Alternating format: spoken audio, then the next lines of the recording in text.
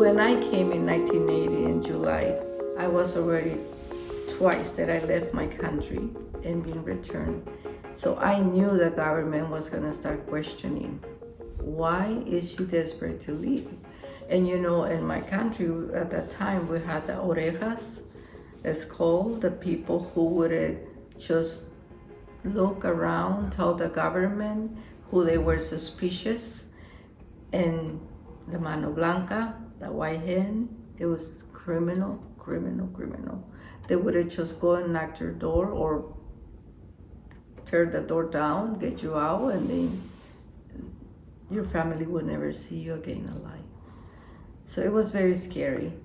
So we keep contacting those smugglers, and finally in the last week of June, they said, okay, we're gonna start our journey. Well, we got to the town of Lubille in Sonoita, and the Salvadorian smugglers contracted Mexican smugglers. Well, we were lost the very first night. First of all, none of us had enough water that we needed. We didn't know, we knew it was terribly hot, but we didn't know distances. We didn't know the terrain. We didn't know cactuses. We didn't know anything. We had a death the very first night, almost like at 2 a.m. A heavy woman who had heart problems had a heart attack, and she died. So we had to leave her behind, just cover her in her own clothes and leave her behind. And we gather around a circle and pray for her, and we keep walking. The next day around noon, a lot of us start passing out, you know, of heat, and we could crying, and we can't do this anymore. We knew we were in trouble. And I remember passing out, and then my uncle woke me up, and he had a jar of yellow liquid, and I said, what is that? And he said, it's orange juice, just drink it. I said, where do you get orange juice? He said, just drink it, it's gonna save your life. Of course, it was pee. Our men left to look for help 2 days into this journey, and they never came back to rescue us. My uncle left, my cousin left, so I was left behind with this Salvadorian smuggler that chose to stay behind with the women. Well, he had something in mind, and he was not a good man, even alive. And all I keep hearing was that he was gonna kill all of us and have sex with us and drink our sweat, and all the yelling, all the screaming, and there would be silence. So he was strangling the people, the women around me. And I crawled under a bush, and I remember he saying, oh, Dora is dead anyways, but she's a nice person. I wouldn't not hurt her, but she's gone anyways. I remember those words. Wow. And but that's how I saved my life.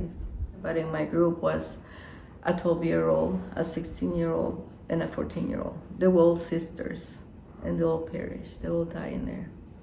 And then the pregnant women. And those sisters are the one, you know, that marked my life, because we became friends, sisters in our journey, and they and I always felt that I failed them.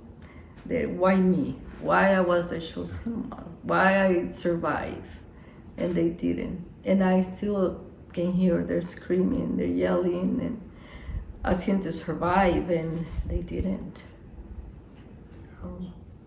What happened next when you realized it was okay to keep going, or what happened to him?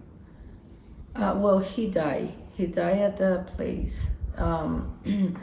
So after the fourth day, two of our the people that was coming with me, a man and a woman, were able to made it to the road, and they were arrested by Border Patrol.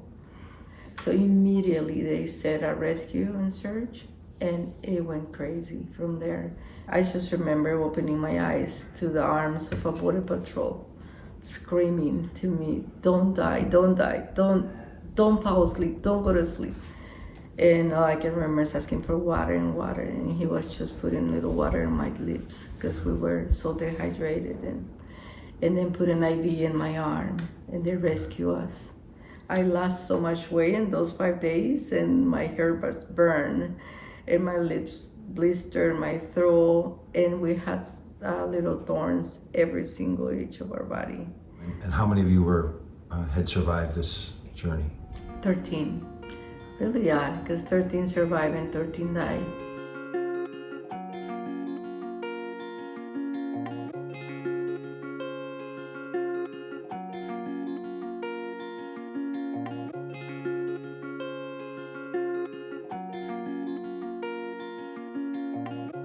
As you can see, it's still hard for me to tell my story without choking and revive every emotion. But in the past 4 or 5 years, I decided to break that silence due to the fact that it hurt when we were called rapists. It hurt when we were called nothing but, people from shitholes. And I wanted the world to know who I am, what I went through, and what I'm doing, and what we're capable of doing if you just give us the chance.